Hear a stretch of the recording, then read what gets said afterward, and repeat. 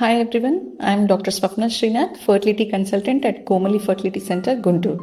So ఇవాళ మనం ఏం తెలుసుకుందామంటే ఫెలోపియన్ ట్యూబ్స్ అంటే ఏంటి, ఫెలోపియన్ ట్యూబ్స్ బ్లాక్ ఉంటే పిల్లలు పుడతారా పుట్టరా అనే దాని గురించి మనం తెలుసుకుందాం.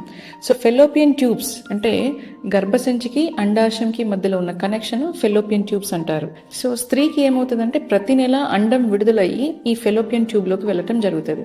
So when they have sexual relationship ఈ స్పర్మ్స్ అనేవి ఫెలోపియన్ ట్యూబ్లోకి వెళ్ళి అండంని కలవటం జరుగుతుంది. సో దట్స్ ఫర్టిలైజేషన్ జరిగి పిండం అనేది తయారవుతుంది. ఆ పిండం స్లోగా మూవ్ అవుతూ మనకి గర్భసంచిలోకి వచ్చి కూర్చొని ప్రెగ్నెన్సీ అనేది వస్తుంది అనమాట. సో ఈ ఫెలోపియన్ ట్యూబ్స్ అనేవి కొంతమందికి బ్లాకేజ్ అవుతాయి. అనేది ఎలా ఎందుకు అవుతుంది? So first thing is why the fallopian tubes get blocked because of the infections. యూజువల్గా చాలా ఇన్ఫెక్షన్స్ ఉంటాయి, లైక్ క్లమీడియా, నిసీరియా అంటారు. ఇంకొంతమందికి జెనటల్ టీబీ, ట్యూబర్క్లోసిస్, దీనివల్ల కూడా ఇన్ఫెక్షన్స్ అయిపోయి ట్యూబ్ అనేది మూసుకుపోవడం జరుగుతుంది. Previous surgeries like previous ectopic pregnancy ఇలాంటివి ఉన్నప్పుడు కూడా కొన్నిసార్లు అడేషన్స్ ఫామ్ అయిపోయి ట్యూబ్స్ అనేవి మూసుకుపోతాయి. ఇంకొంతమందికి లైక్ ఎండోమెట్రియోసిస్ అంటారు. ఎండోమెట్రియోసిస్ అంటే ఏంటంటే చాక్లెట్ సిస్ట్ అంటారు. దానివల్ల లోపల అతుకులు ఫామ్ అవటం వల్ల ఈ ట్యూబ్స్ అనేవి బ్లాక్ అయిపోతాయి అనమాట. So these are the most common causes for tubal blockage. So అసలు మన ట్యూబ్స్ బ్లాక్ ఉన్నాయా లేదా అనేది పేషెంట్ ఎలా గుర్తిస్తారు? They can't, because some times ఏమవుతుందంటే ఈ ఇన్ఫెక్షన్స్ ఉన్నప్పుడు తనకి పొత్తి కడుపు నొప్పి రావటం కానీ లేదా సెక్షువల్ రిలేషన్లో ఉన్నప్పుడు పెయిన్ కానీ ప్రజెంట్ అవ్వచ్చు. అంతేగాని ట్యూబ్స్ బ్లాక్ ఉన్నాయి అనేది we can't say just by the history. So ఎలా గుర్తిస్తాం మరి ఫెలోపియన్ ట్యూబ్స్ బ్లాక్ ఉన్నాయనేది ఎలా గుర్తిస్తామంటే దెర్ ఆర్ 3 టెస్ట్ అండి. హెచ్ఎస్జి అంటారు, హిస్ట్రోసాల్పింగోగ్రఫీ. సో హెచ్ఎస్జి టెస్ట్ అంటే అది ఒక ఎక్స్రే అనమాట. అది ఎప్పుడు చేస్తారు అంటే డే 6 నుంచి డే 9 ఆఫ్ ద సైకిల్ మధ్యలో, అంటే మీకు పీరియడ్ వచ్చిన దగ్గర నుంచి క్యాలిక్యులేట్ చేస్తే 6th డే కానీ 7th డే కానీ 8th day or 9th day maximum we can do this test. It's just a simple procedure. కానీ చాలామంది పేషెంట్స్ ఓపీడీకి వచ్చినప్పుడు హెచ్ఎస్జి అంటే బాగా పెయిన్ఫుల్ ఉంటుంది, భయం వేస్తుంది అని చెప్పేసి కొంతమంది కంగారు పడిపోతారు అనమాట. సో హెచ్ఎస్జి అనేది ఓపీడీ ప్రొసీజర్. దానికంటే ముందు ఒక 1 hour బిఫోర్ మనము హెచ్ఎస్జి పెయిన్ లేకుండా ఉండటానికి పెయిన్ కిల్లర్ ఇంజెక్షన్ కూడా ఇస్తామన్నమాట. సో హెచ్ఎస్జి ప్రొసీజర్ ఎలా చేస్తారంటే పేషెంట్ టేబుల్ కౌచ్ మీద పడుకోబెట్టిన తర్వాత చిన్నటి క్యాథెటర్ అనేది ఉంటుంది. ఈ క్యాథెటర్ని మనం గర్భసంచి లోపలికి పంపించడం జరుగుతుంది. ఈ క్యాథెటర్లోకి మనం ఒక డై పుష్ చేస్తాం. సో ఈ డై పుష్ చేయడం వల్ల ఏమవుతుంది, అది గర్భసంచి లోపల నుంచి పక్కన ఫెలోపియన్ ట్యూబ్స్లోకి వెళ్ళటం జరుగుతుంది. If the tubes are open dye ఈజీగా పాస్ అయిపోతుంది అనమాట.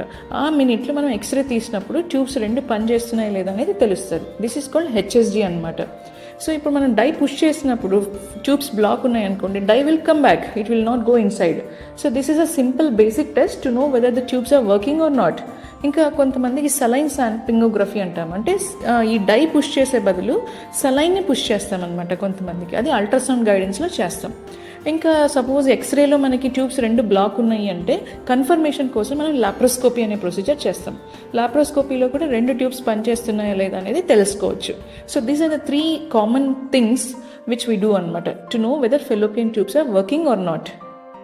అండ్ ఇప్పుడు హెచ్ఎస్జి అనేది ఈ డై పుష్ చేయటం వల్ల మాకేమైనా సైడ్ ఎఫెక్ట్స్ ఉంటాయా అని కొంతమంది పేషెంట్స్ అడుగుతుంటారు.